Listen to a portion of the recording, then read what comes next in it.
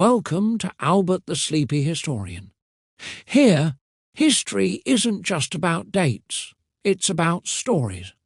On this channel, we'll journey through the Middle Ages and beyond, uncovering the lives of kings, knights and ordinary folk who shaped the world.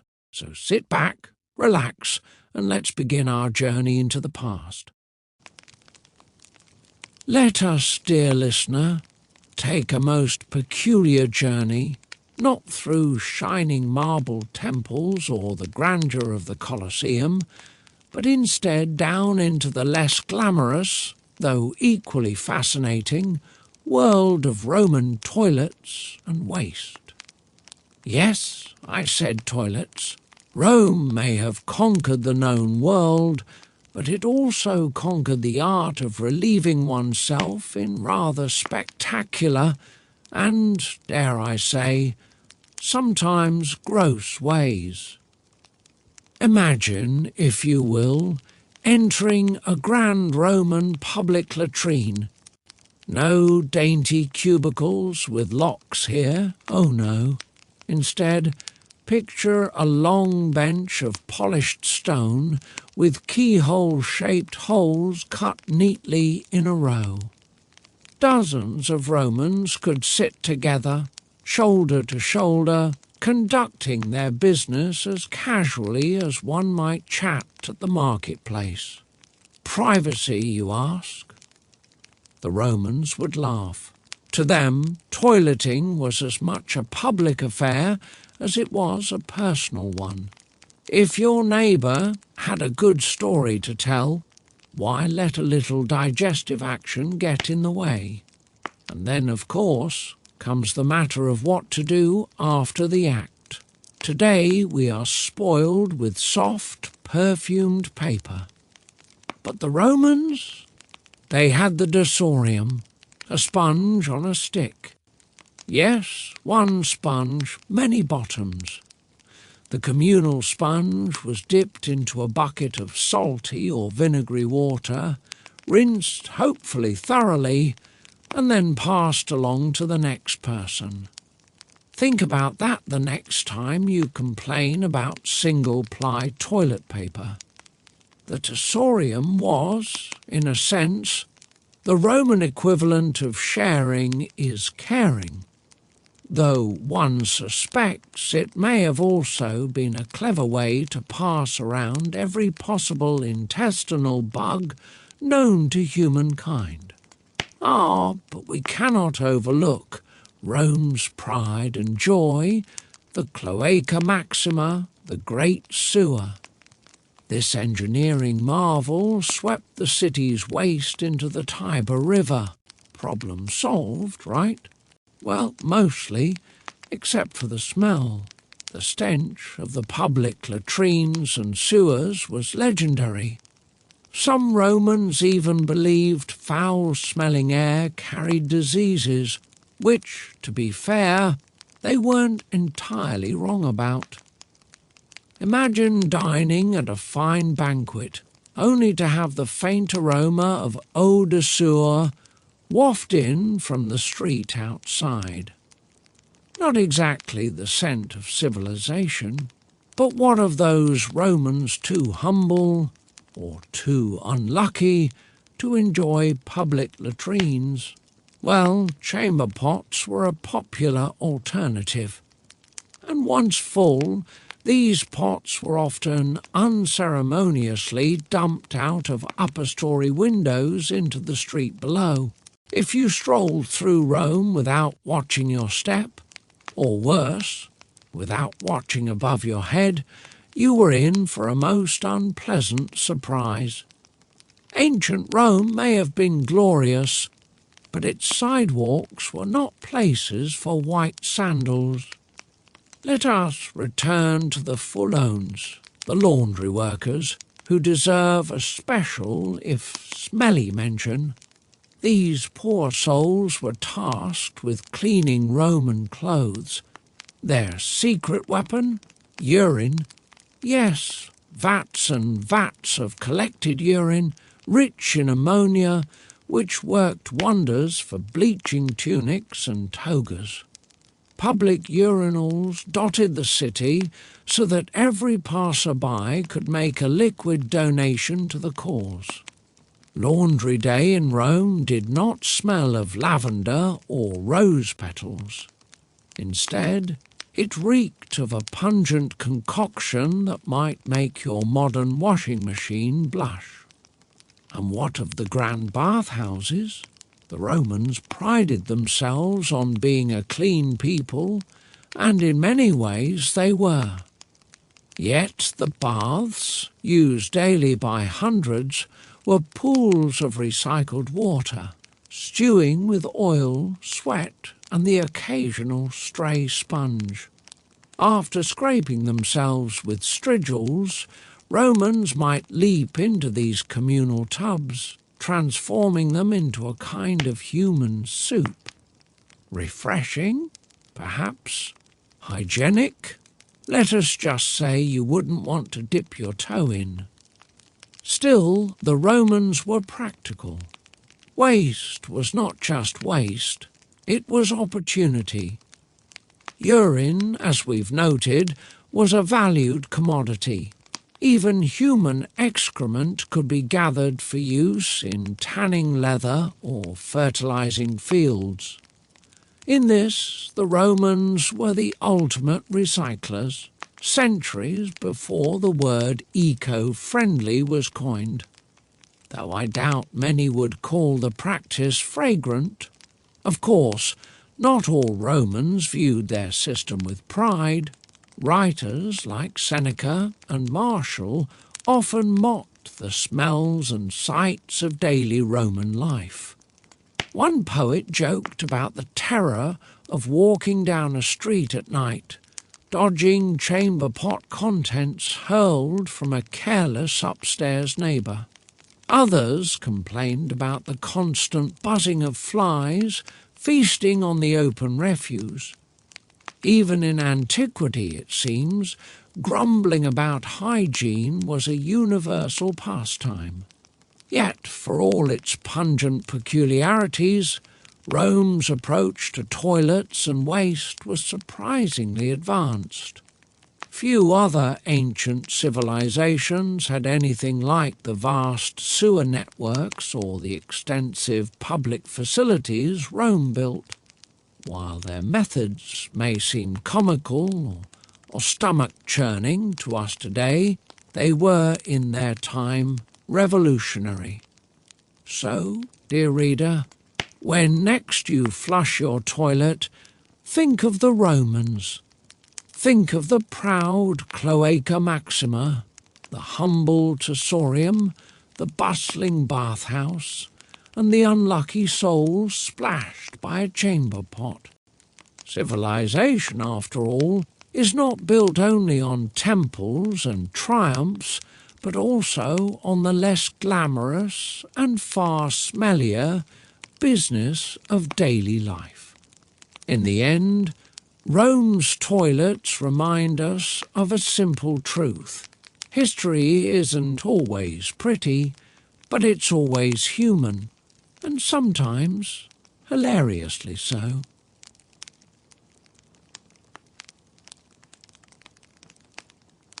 Now, dear reader, having bravely survived the odorous alleyways of Roman toilets and the steamy soup of their bathhouses, let us climb upward from the sewers and tubs to a new frontier, the Roman mouth. If Rome's sewers carried the waste of empire, then its teeth carried the smiles, speeches, and kisses that held society together. And just as the Romans had some peculiar ways of dealing with what left the body, so too did they have extraordinary methods for what went in and what lingered afterward. So prepare yourself, for we are about to step into a world of bone dust toothpaste, golden dental wires, and the unforgettable swish of urine mouthwash.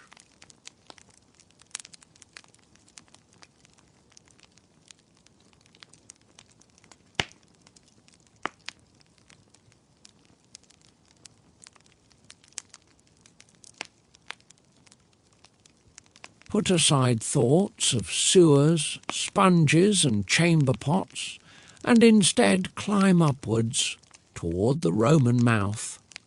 Yes, today we shall explore the teeth, the gums, and the general oral adventures of the Roman Empire.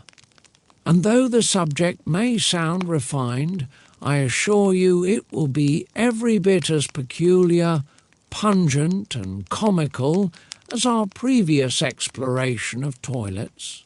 For the Roman mouth was a stage upon which history's most creative and gross dental practices were performed.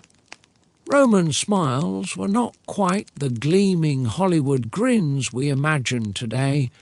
Archaeological evidence tells us their teeth were often worn down by grit in their bread, stained by wine, and riddled with decay. Sugar, at least, was not yet common, so they were spared our modern cavities from sweets. But the Romans had plenty of other ways to abuse their teeth. If you picture a senator grinning during a speech, imagine yellowed stumps and perhaps the odd gap-toothed smile. Cicero's orations may have been glorious, but his molars were probably not. How did the Romans attempt to clean these weary teeth? With powders and pastes, of course. Recipes survive: crushed bones, oyster shells, charcoal, even the occasional mouse brain recommended by Pliny the Elder. These were rubbed onto teeth to scrub away grime. Effective? Perhaps. Pleasant? Not in the least. Imagine brushing with gritty bone dust, your gums screaming in protest as you wonder whether the oyster shells add a hint of the seaside to your breath. Some formulas even included ashes of animal hooves or the odd dash of honey. The effect, no doubt, was more abrasive than helpful, grinding away at enamel until the poor Roman was left with smooth, shiny, but ultimately fragile teeth. Dentists, such as they were, must have clapped their hands with glee. Now comes the jewel of Roman oral hygiene, urine. Yes, dear reader, the Romans rinsed their mouths with it. Fresh urine, imported even from Portugal, was prized for its whitening powers. The ammonia in urine does indeed bleach, so perhaps Roman smiles were brighter than we give them credit for. But the price? An aroma that surely lingered. Imagine leaning in for a kiss at a lavish Roman banquet and being met not with the scent of roses, but with eau de chambre pot. Poets mocked the practice mercilessly. Martial quipped that one man's breath reeked of the urinal, yet the practice endured. Vanity, it seems, has always been willing to hold its nose. Romans did have dentists, or at least tooth pullers. With no anaesthetic, the treatment for a rotten tooth was simple: yank it out. Forceps, or, failing that, brute strength, were the tools of the trade. Imagine sitting in a Roman forum, your neighbour screaming as a molar was torn from his jaw while a crowd gathered to watch. Dental care was, at times, a spectator sport. There is evidence of gold dental bridges and wires used to bind loose teeth, proof that wealthy Romans sometimes went to extremes to save their smiles. But for the average citizen, toothache meant a long night of pain, followed by an equally painful extraction. Roman breath was a subject of endless jokes. Garlic, onions and fish sauces like garum flavoured their cuisine. Combine that with urine mouthwash and you have a bouquet that could clear a room. Satirists joked of lovers fainting when kissed. Even emperors were not spared. Suetonius tells us of Augustus, who, though a paragon of order, was plagued by foul breath. It seems not even rulers could conquer halitosis. Interestingly, Romans associated smells with health. A sweet breath suggested balance. Foul breath suggested illness. Doctors prescribed mouth rinses of wine, vinegar or herbs to freshen breath and treat gum disease. Yet many of these cures did little more than mask the underlying rot. One wonders whether Roman physicians, so fond of leeches and odd potions, ever simply recommended flossing. Romans also believed in charms for dental health. Amulets were worn, spells recited, and sacrifices made to soothe toothache. One charm involved spitting into a frog's mouth to transfer the pain. Another suggested whispering incantations over herbs before chewing them. Whether these methods worked is doubtful, but perhaps the sheer act of belief relieved the suffering. The Roman bathhouse was not only a place for washing, but also for gossip, and no doubt for commenting on the state of each other's teeth. Picture groups of Romans lounging in hot pools, criticising the senator with the mouth like a tomb, or laughing at the merchant whose breath betrayed his fondness for fermented fish. In a culture so social, one's mouth was constantly on display. To neglect it was to invite ridicule. Comparisons with other ancient civilizations reveal that the Romans were inventive, but not alone in their odd habits. The Egyptians used toothpastes made with pumice and salt. The Greeks chewed on twigs. The Romans, ever practical, borrowed and expanded, leaving us a curious legacy of oral hygiene that was equal parts effective, dangerous, and revolting. In the end, Roman oral care was a strange mixture of ingenuity, superstition, and outright unpleasantness. They had powders, potions, and tools, but they also had urine. They had dentists, but no anaesthetic. They valued a bright smile, yet endured the smells of garlic and garum. Their mouths were microcosms of Rome itself, grand, flawed, inventive, and at times hilariously human. So, next time you brush with minty toothpaste and rinse with mouthwash, think of the Romans. Think of oyster shell grit grinding enamel, of golden dental wires, of whispered frog spells, and of course of the unforgettable swish of urine mouthwash. Civilization, it seems, has always required sacrifices, and some of them smelled worse than others.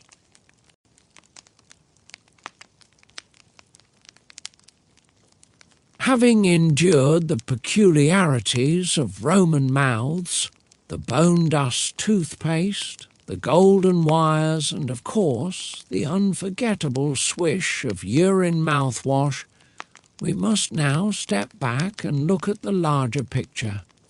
After all, what good is a freshly rinsed smile if it peeks out from a toga stained with yesterday's garum sauce? Clean teeth were only half the battle. The rest was about clothing and the curious, sometimes pungent, world of Roman laundry. The Romans loved their clothes almost as much as they loved conquering Gaul. Clothing was not just about comfort, it was about status, citizenship, and occasionally how much urine you were willing to tolerate in the name of cleanliness. Yes, dear reader, once again, urine plays a starring role. It seems the Roman Empire ran as much on conquest as it did on chamber pots. At the heart of Roman fashion was the toga, that great white sheet of wool that citizens wrapped around themselves with pride and, I imagine, a good deal of frustration. A properly draped toga could require 6 meters of fabric and the patience of a saint. Imagine trying to fold a fitted sheet, but now the sheet is your public outfit, and if you trip, all of Rome sees your dignity unravel in real time. Senators wore special togas with purple stripes, while victorious generals might don a toga entirely dyed in Tyrian purple, a colour so expensive it was worth its weight in gold. The poor, meanwhile, made do with simpler tunics, far easier to wear and far less likely to cause a wardrobe malfunction in the Forum. Of course, wearing wool in the Mediterranean sun had its downsides. Romans were no strangers to sweat, and their togas soaked it up like a sponge. Laundry, therefore, was a booming industry, and at its centre were the Folones, the professional launderers of Rome. Picture them in their workshops, stomping on clothes in vats like winemakers pressing grapes. But instead of wine, their vats were filled with urine. Public urinals dotted the city, encouraging Romans to donate their liquid gold to the cause. And so the washing of Rome began not with soap, but with ammonia-rich pee. The process was as thorough as it was malodorous. First, garments were soaked in vats of urine to loosen dirt and grease. Then the Folones would stomp on them rhythmically, like dancers in a most unpleasant ballet. Afterward, the garments were rinsed, brushed, and sometimes bleached with fuller's earth, a type of clay. Finally, they were stretched on wooden frames and left to dry in the sun, where one imagines neighbours politely closed their windows. Yet despite the smell, the system worked. Roman whites were dazzling, and citizens strutted about in gleaming togas that fairly screamed, "I am respectable, I am clean, and I smell faintly of vinegar and desperation." Even the Emperor Vespasian got in on the act by taxing the urine collection industry. When his son Titus complained about the indignity of making money off pee, Vespasian reportedly held a coin to his nose and asked whether it smelled. When Titus said no, the emperor declared, "And yet it comes from urine," a fiscal policy as pungent as it was profitable. Fashion, of course, went beyond the toga.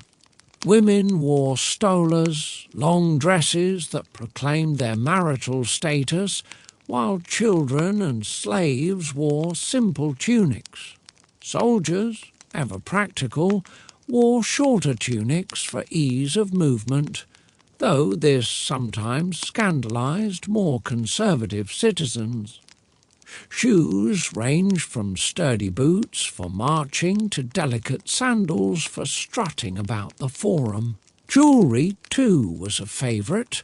Rings, brooches and hairpins that doubled as weapons in a pinch. The Roman wardrobe was nothing if not versatile, and let us not forget the dyes. Roman dyers experimented with every hue imaginable, though purple remained the most prestigious. Achieving it required crushing thousands of sea snails, a process so labour-intensive that wearing purple became the ultimate status symbol. Ordinary citizens contented themselves with reds, yellows and browns, while slaves and the very poor wore undyed wool that broadcast their lack of fortune.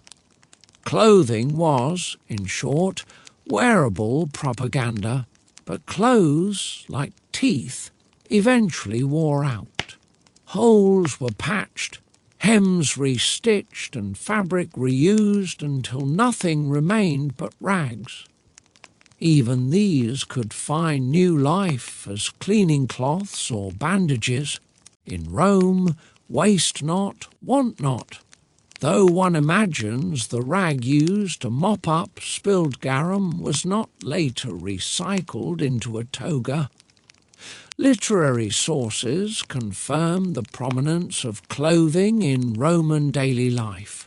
Poets mocked dandies who spent too long perfecting their toga drape.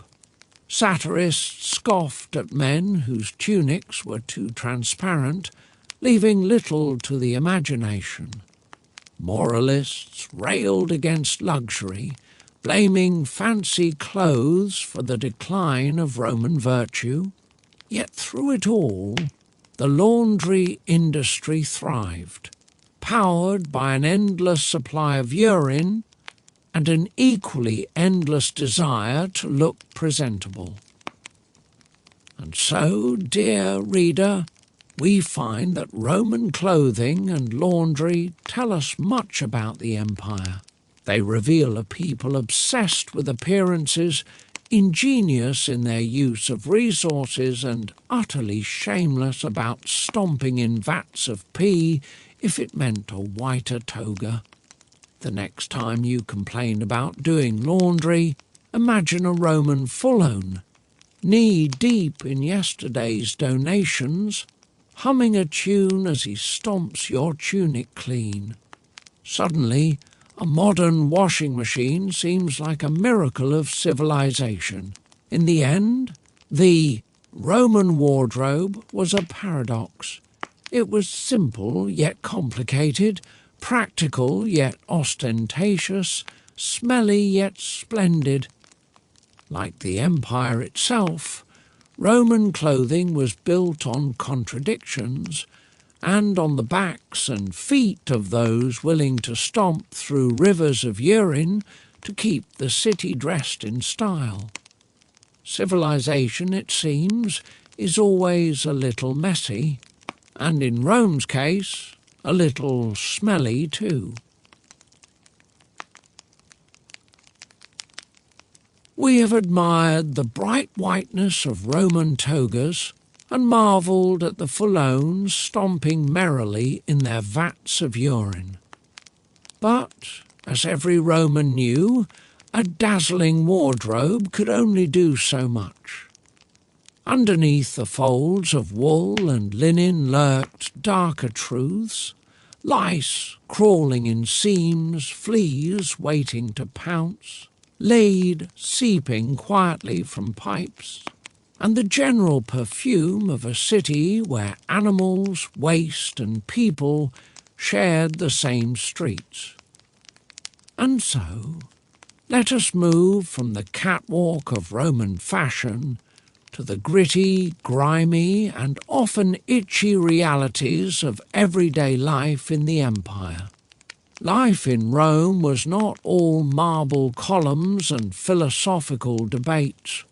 For every senator striding through the forum, there were fleas leaping in his toga. For every general returning in triumph, there was a chamber pot tipped from a window above, threatening to christen him with a less than glorious welcome. The everyday Roman lived in a world that was magnificent on the surface and thoroughly uncomfortable beneath it. Let us start with the matter of parasites. Lice were as common as sandals, and everyone from emperors to slaves scratched their heads in unison. Combs made of bone have been found in abundance, proof of a never-ending war against these tiny invaders. Fleas and bedbugs joined the party, infesting mattresses, cloaks, and even bathhouses. If one were to sit on a cushioned bench in a Roman tavern, one might stand up not only with a full stomach, but with new six-legged companions ready to march home with them. No amount of perfumed oil could quite disguise the fact that Rome's true citizens were often microscopic. Then there were the pipes. Ah, the glorious aqueducts, arcing across valleys, carrying fresh water into the city. The Romans were rightly proud of their hydraulic engineering, but pride has its price. Much of the plumbing in wealthy houses was made of lead. The more water you drank, the more poison you quietly consumed. Some historians speculate that generations of Roman aristocrats were slowly undone not by political intrigue, but by chronic lead exposure. Imagine blaming the fall of Rome not on invading barbarians, but on a particularly well-plumbed villa. The streets, meanwhile, told their own tale. Rome was a city of perhaps 1 million souls at its height, all living cheek by jowl with donkeys, dogs and chickens. The result was predictable: dung everywhere. Add to this the chamber pots emptied from second stories, the heaps of refuse, and the constant smoke of cooking fires, and the air was thick with what might politely be called atmosphere. For the Romans, the smell of home was not fresh bread or flowers. It was a bouquet of manure, rotting vegetables, and yesterday's fish sauce. To live in Rome was to develop a strong stomach and a forgiving nose. Bathhouses, those temples of hygiene, were hardly immune. Crowded daily by hundreds, their pools became soups of sweat, oils and who knows what else. Strigils scraped away grime, but also redistributed it. One emerged from a bathhouse refreshed, yes, but also potentially hosting a new colony of skin complaints. Even so, Romans clung to their baths, for the alternative was worse: to forego them entirely and let the city's natural perfume dominate. Food and drink had their hazards too. Wine was often mixed with resin, chalk, or even lead to improve taste or preserve it. Bread carried grit from stone mills, wearing down teeth like sandpaper. And of course, garum, the famous fermented fish sauce, scented everything from stew to dessert. Delicious to the Roman palate, it was notorious to the nose. One whiff of a garum factory, with its vats of fermenting fish guts, could send a visitor running for the nearest perfumed alley. Yet Romans adored it, slathering it on like ketchup. Everyday life was also noisy. Carts rumbled, animals brayed, vendors shouted, blacksmiths hammered. Juvenal, the satirist, complained that no one could sleep in Rome for the din.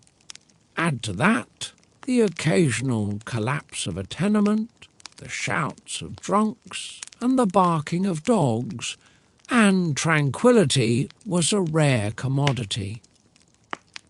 Romans learned to nap anywhere, anytime, developing a resilience modern city dwellers might envy. And yet, in all this grime, noise and itchiness, Romans carried on. They combed their hair despite the lice. They laundered their clothes despite the smell. They built aqueducts despite the lead. They bathed, they ate, they drank, and they laughed. Their poets joked about chamber pots, their emperors taxed urine, their satirists mocked neighbours' garlic breath. Civilization is never spotless, and Rome's was no exception. But perhaps that is why it feels so familiar to us. We too juggle pride in our clean bathrooms with annoyance at traffic smells, our gleaming smiles with suspicious toothpaste ingredients, our white shirts with mysterious stains. So let us not think less of Rome for its fleas or its sewers. Instead, let us admire the resilience of a people who endured it all and still managed to build aqueducts, write epics, and conquer half the known world. The everyday realities of Roman life remind us that even in the greatest of civilizations, humanity remains messy, noisy, and gloriously imperfect. And perhaps that is the truest hygiene lesson of all, that a little dirt is the price of being alive, and a little humour makes it bearable. Let us once again step into the bustling streets of Rome, this time with our sandals firmly strapped and our noses pinched against the aroma. For if the first 1,000 words showed us the broad strokes of Roman realities, lice, lead, and laundry, the next 1,000 will let us dig deeper, or perhaps scratch itchier, into the daily messiness of empire. Imagine waking up in a Roman insula, one of those tall, often rickety apartment buildings that house the majority of the city's population. The walls are thin, the neighbours are loud, and the occasional rat scurries across the rafters. If you live on the top floor, you count yourself lucky to have light and air, but unlucky when the water carriers demand extra to haul their buckets up the endless stairs. If you live below, you enjoy fewer stairs, but risk collapse when the landlord skimps on maintenance. Entire tenements were known to fall, their residents buried in a heap of rubble and bad fortune. Everyday reality in Rome meant sleeping with one eye open and one ear tuned for the creak of unstable timbers. Once outside, the streets greet you with their own hazards. Carts clatter noisily on stones despite laws forbidding daytime traffic. Vendors shout their wares, beggars rattle their cups, and somewhere a barber is trimming a customer right there in the open air. The city was alive, but also chaotic. Dodge a pile of donkey dung here, leap over a puddle of suspicious liquid there, and try not to look up in case someone decides to empty their chamber pot onto the pavement. Roman footwear was practical, but no sandal was strong enough to protect against every surprise. The smell of bread from a bakery might tempt you, only to be chased away by the stench of rotting vegetables from a nearby refuse heap. And what of the Romans themselves? They were, like us, constantly battling their bodies. Parasites were an uninvited part of daily life. Worms wriggled in intestines, lice marched in hairlines, and fleas dined freely. A scratch of the head in Rome was as common as a salute, and children were often sent home from school crawling with more than just new knowledge. Bathing helped, of course, but as we know, the baths were their own petri dish. It was, in a sense, a cycle of life. The flea feeds on the man scratches, the man bathes, and the flea returns for supper the next day. The city's water supply, while an engineering marvel, carried its own silent menace. Lead pipes gleamed in villas, a mark of wealth, but also a slow poisoner. Poorer citizens, fetching water from fountains fed by aqueducts, may have been spared the worst of it. Still, the irony remains, the more luxurious the plumbing, the more dangerous the sip. One could toast with fine Falernian wine from a lead-laced goblet, and in doing so unknowingly drink to one's own decline. Food was another adventure. Bread-filled stomachs but ground teeth, the grit from stone mills acting like sandpaper. Wine was plentiful, yet often doctored with resin, chalk or seawater. Meat was scarce for the poor, fish more common, though garum, that beloved fermented fish sauce, was the true staple. Garum factories stank to high heaven, their vats of decomposing fish guts bubbling away in the sun. Neighbours complained, but the sauce was irresistible, poured liberally over everything from stews to desserts. The Roman palate was adventurous, but the Roman stomach had to be ironclad. Noise, too, was inescapable. Juvenile's complaint about sleepless nights still rings true. Carts thundered, blacksmiths hammered, dogs barked, and drunks sang badly in the streets.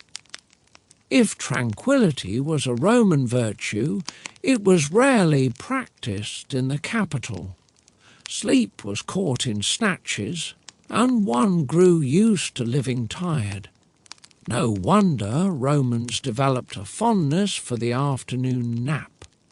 Even leisure was not without its discomforts. A trip to the Colosseum promised spectacle, but also the smell of thousands of sweating bodies crammed together. A day at the baths refreshed, but risked new skin infections. A stroll in the Forum delighted the eyes, but demanded endurance against pickpockets, hucksters, and the occasional runaway donkey cart. Rome was thrilling, but never relaxing, and yet this was the heartbeat of empire. These daily inconveniences did not break the Romans, they hardened them.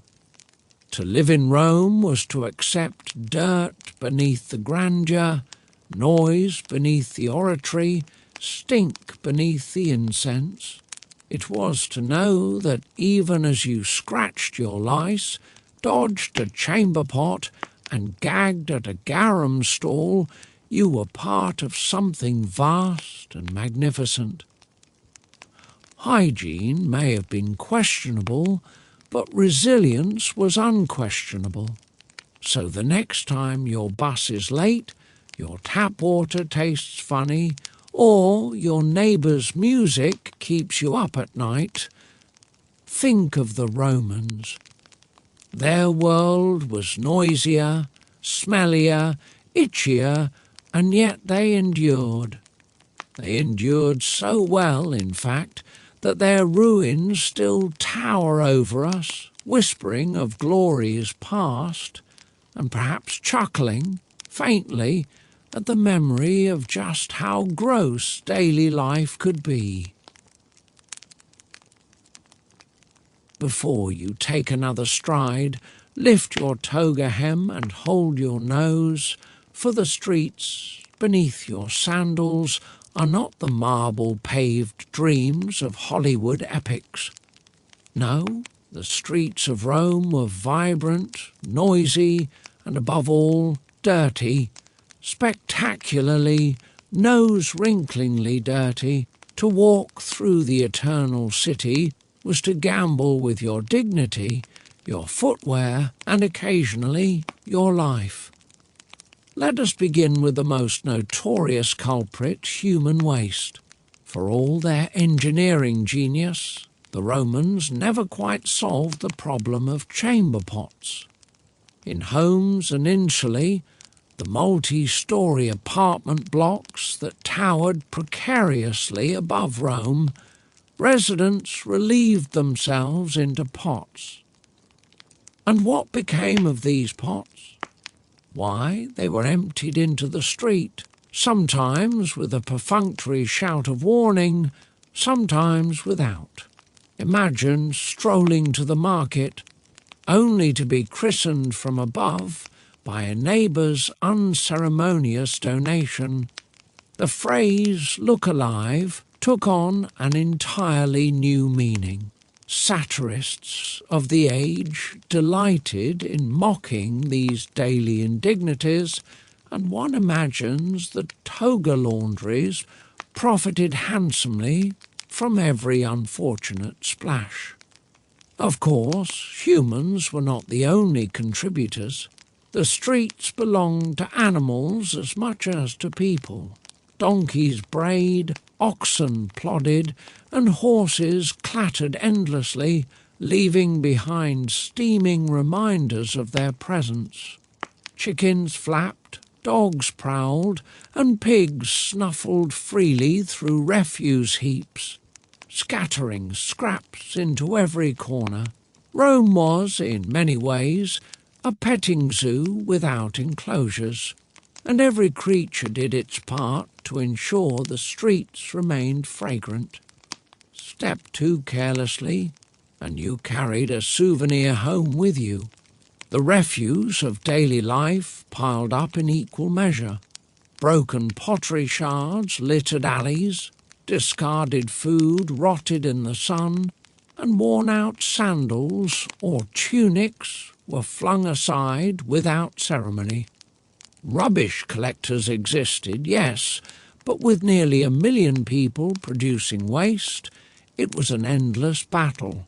Rich households could pay for their refuse to be hauled away, but poorer districts lived cheek by jowl with their own trash heaps. Children played in them, dogs rolled in them, and every fly in the city attended the feast. If you wanted a true picture of ancient Rome, it was not the gleaming forum, but the stinking alleyways that painted the daily reality. Water, too, played its part in the chaos.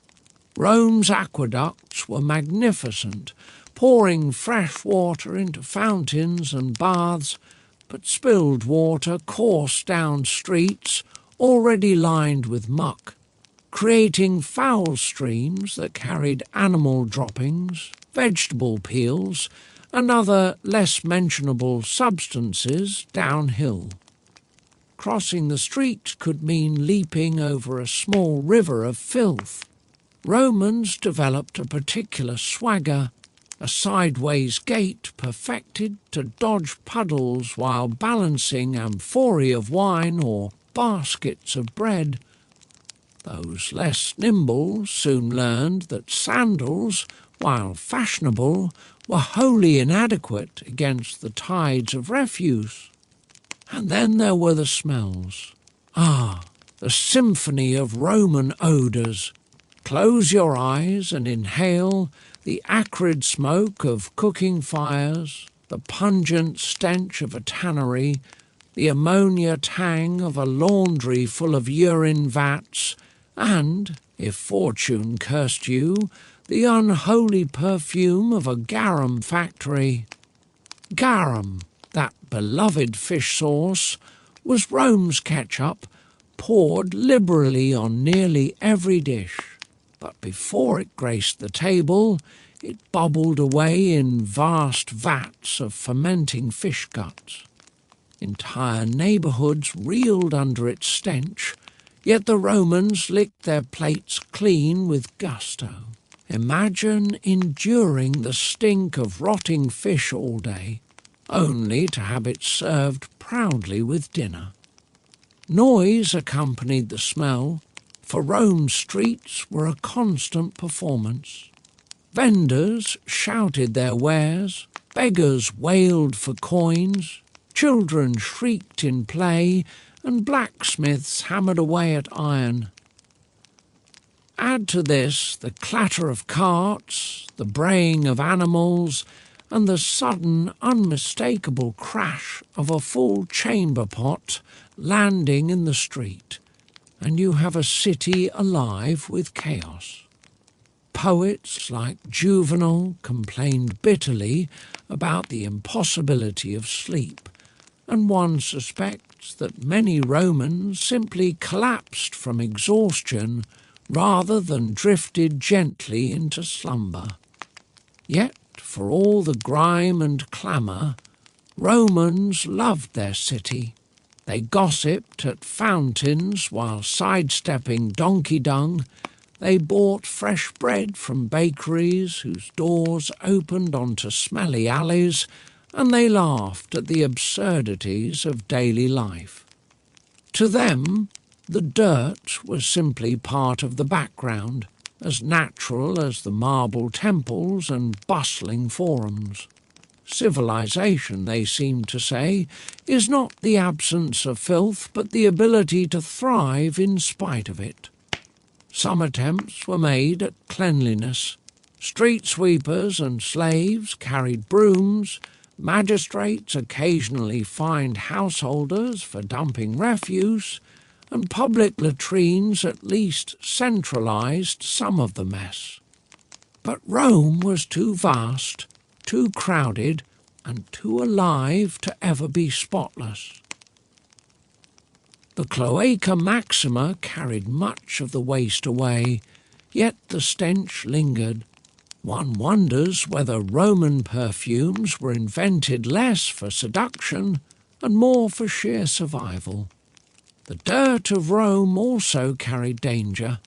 Parasites thrived, diseases spread, and the unwary risked slipping in more than just mud. And yet the city endured. Its people endured. They scratched their lice, wrinkled their noses, and stepped over dung with practised ease. They laughed, they ate, they bathed, and they dreamed. And from the very filth of their streets grew one of the greatest civilizations the world has ever known. So, dear reader, if ever you find yourself complaining about a missed garbage collection, about the smell of traffic fumes, or about the indignity of stepping in something unpleasant on the sidewalk, remember Rome. Remember the million souls living cheek by jowl with pigs and chamber pots, with fish guts and donkey dung. And then, perhaps, you will smile, for you will know that compared to the streets of ancient Rome, even your dirtiest day is remarkably clean.